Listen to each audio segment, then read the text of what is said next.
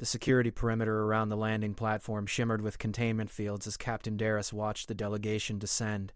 His hand rested on his sidearm, not from fear, but from 30 years of training that made stillness a weapon. The quorum ships had arrived 3 hours ago, their hulls gleaming like polished bone against Earth's sky. Now their emissaries crossed into human territory, and protocol demanded he stand witness. The alien students moved in a tight cluster, their translucent skin rippling with colors he'd been briefed meant nervousness. Behind them walked the Queen herself, towering and elegant, her forearms folded in what the cultural packet called contemplative observation. Darris had read the files. The quorum believed Earth's admission to the galactic community was a clerical error. They'd come to prove humans were too fragile, too primitive, too dangerous to themselves to warrant inclusion. The students were their evidence gatherers. The Queen was their judge. A child's laughter cut through the formal silence. Darris's eyes flicked right. A boy, maybe 7, had ducked under the barrier tape, clutching a scraped knee and grinning at his mother who rushed after him. The alien students froze. One made a sound like wind through broken glass. Their color shifted to sharp yellow. The Queen's gaze locked onto the child with an intensity that made Darris's fingers tighten fractionally. He didn't move. The mother scooped up her son, apologizing to the nearby officer, her face flushed with embarrassment. The boy waved at the aliens, completely unafraid. Blood trickled down his shin from where he'd fallen on the concrete. "That juvenile is damaged," one student said through the translation device hanging in the air. "Why does it display pleasure?" "The human liaison, Dr. Payne, W." Sarah Chen stepped forward with practiced calm. "Children often injure themselves during play. It's part of how they learn physical boundaries and risk assessment." The students' colors deepened to orange. "You allow your young to harm themselves deliberately?" "We supervise them," Sarah said. "But yes, minor injuries are considered normal developmental experiences." The Queen spoke for the first time, her voice like stones grinding together, somehow melodic. "Show us your educational facilities. I wish to understand how you prepare fragile beings for survival." Darris received the order through his earpiece and began walking, the delegation following. He kept his pace measured, his awareness sharp. The students whispered among themselves in their own language, translation devices flickering on and off. They passed through the checkpoint where his team had established the route, cleared, secured, monitored, everything by procedure. Everything controlled. The transport vehicles waited, reinforced and cleared for diplomatic use. As the group boarded, Darris noticed one student staring at a construction site across the street where workers moved steel beams hundreds of feet above ground. No safety nets, just harnesses and trust. The university campus sprawled across former industrial land, rebuilt after the flooding decades ago. Sarah guided them through corridors where students rushed between classes, carrying tablets and coffee, arguing about papers and exams. The alien students observed everything with growing agitation, their colors cycling through patterns Darris had learned meant confusion and distress. In the biology department, Professor Marcus opened his lab for inspection. Petri dishes lined the counters, microscopes hummed, and specimens floated in preservation fluids. One alien student approached a display case and went completely still. Inside sat preserved samples of Earth pathogens, labeled and catalogued. Smallpox, plague, influenza strains spanning centuries. "These organisms," the student breathed, "these killed millions of your kind. Billions, actually, throughout history," Marcus said, adjusting his glasses. "We keep samples for research and vaccine development. You keep them? Alive?" The student's color flashed to white. "On your world? Near your population centers?" "They're contained. We study them to prevent future outbreaks and to develop medical countermeasures." The Queen moved closer, examining the case with 2 of her eyes while the other 2 scanned the room. "You coexist with extinction-level threats as a matter of academic routine." "We've learned to," Marcus replied. "Understanding our enemies is how we've survived them." Another student pointed at a radiation badge clipped to a researcher's coat. "That device measures particle exposure. Why would you willingly expose yourself to radiation?" The researcher, a young woman named Kim, smiled. "Medical imaging, cancer treatment, materials research. Radiation has applications that benefit humanity. We use protective measures and monitoring to minimize risk." "But the risk exists," the student insisted. "You accept cellular damage as an acceptable cost?" "We accept calculated risks for greater benefits," Kim said. "That's different from recklessness." Darris watched the Queen process this information. Her forearm shifting into a pattern Sarah had mentioned meant deep consideration. They moved to the physics department next, where graduate students demonstrated laser experiments and particle collision simulations. One alien student nearly collapsed when she learned humans had deliberately created miniature black holes for research purposes. Another became transfixed by the nuclear engineering display, unable to comprehend why humans would harness the same force that powered stars and had devastated cities. In the medical wing, the delegation entered an observation room overlooking an emergency department. Through the glass, they watched doctors treat incoming patients. A motorcycle accident victim arrived, broken and bleeding. The trauma team moved with choreographed precision, cutting away clothes, inserting lines, calling out vitals. The alien students pressed against the glass, colors shifting rapidly between purple and red. One of them turned away, trembling. The Queen remained motionless, watching every movement below. "Your medical personnel," she said slowly.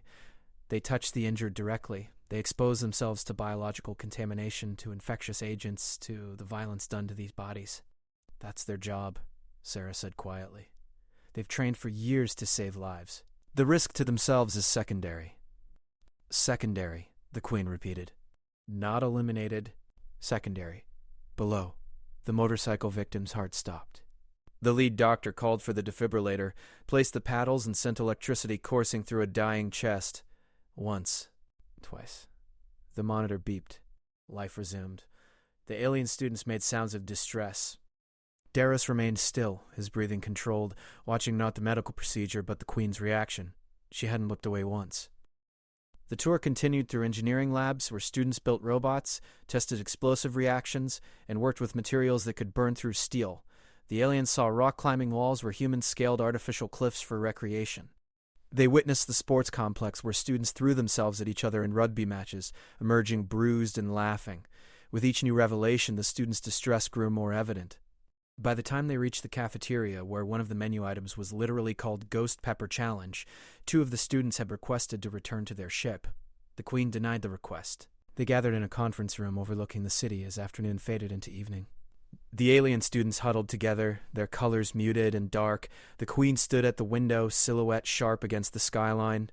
Below, millions of humans went about their lives, driving vehicles at lethal speeds, working in buildings that touched clouds, consuming foods that could kill them if prepared incorrectly, all while breathing air filled with pollutants and pathogens their bodies fought constantly. "I have a question," the Queen said without turning. Dare straightened slightly. Sarah nodded for her to continue. "When your species first reached for the stars, when you built machines to escape your gravity well, how many died in the attempt?" Sarah glanced at Darius, then answered, "Hundreds in various programs and nations. Training accidents, launch failures, re-entry disasters, equipment malfunctions." "And you continued?" "We continued. When disease ravaged your populations, when plague swept continents, when your own biology betrayed you, did you retreat to isolation? We gathered our dead, learned what we could, and pushed forward." The Queen finally turned. "Your world tried to kill you. Every element of it. The weather, the organisms, the geology, the chemistry. Everything.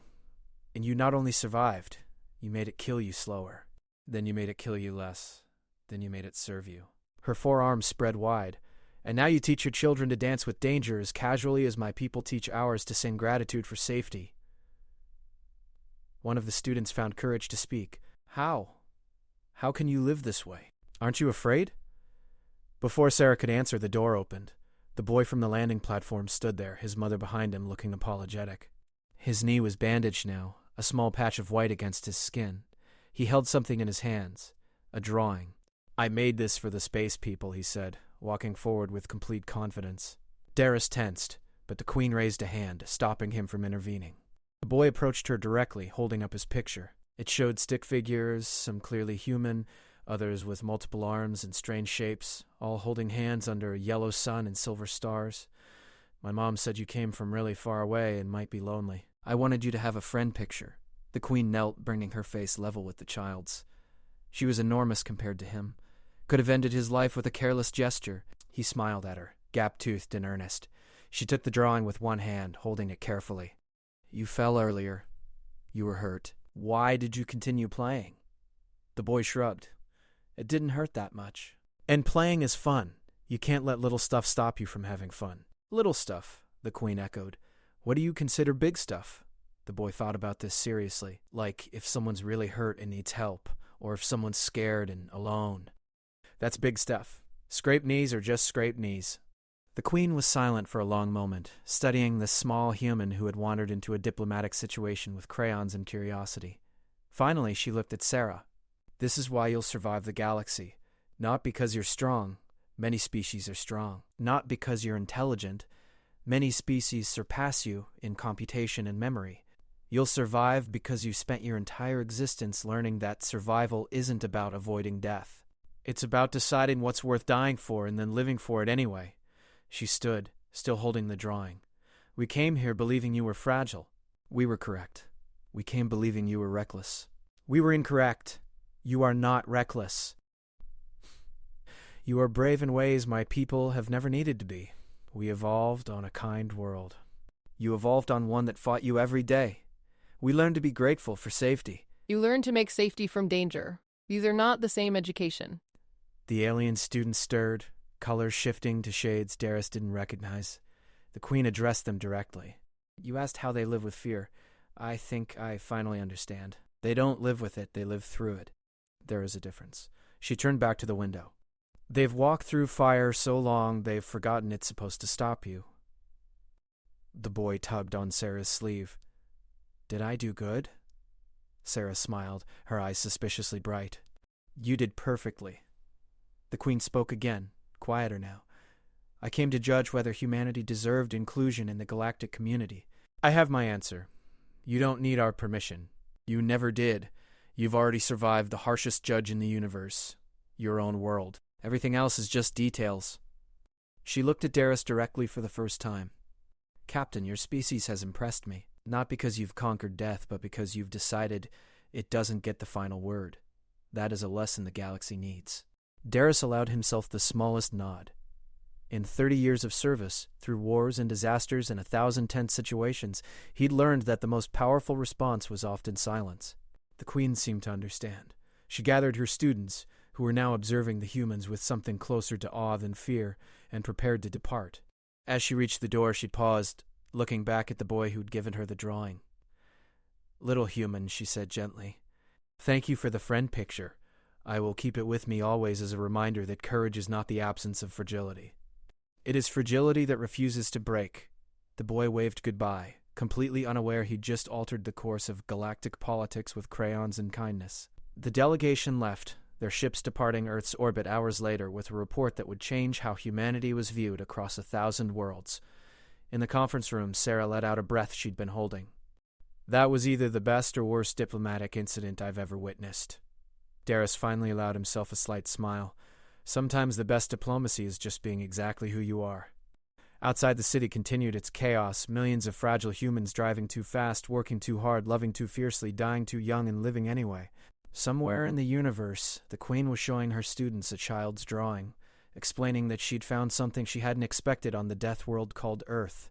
She'd found hope wearing a Band-Aid and wielding crayons, proof that survival wasn't about strength but about the stubborn refusal to let danger dictate life. The galaxy would learn what she'd learned, that humanity's greatest weapon wasn't technology or numbers. It was the simple, terrifying fact that they'd looked at a world trying to kill them and decided to call it home anyway, to raise children there, to build civilizations there, to love there despite everything.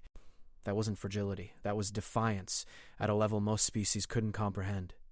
And defiance, the Queen understood now, was the most human thing of all.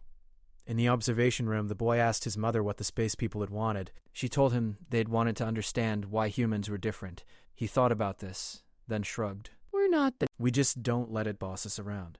His mother hugged him close, and through the window Earth turned beneath the stars, beautiful and deadly and home.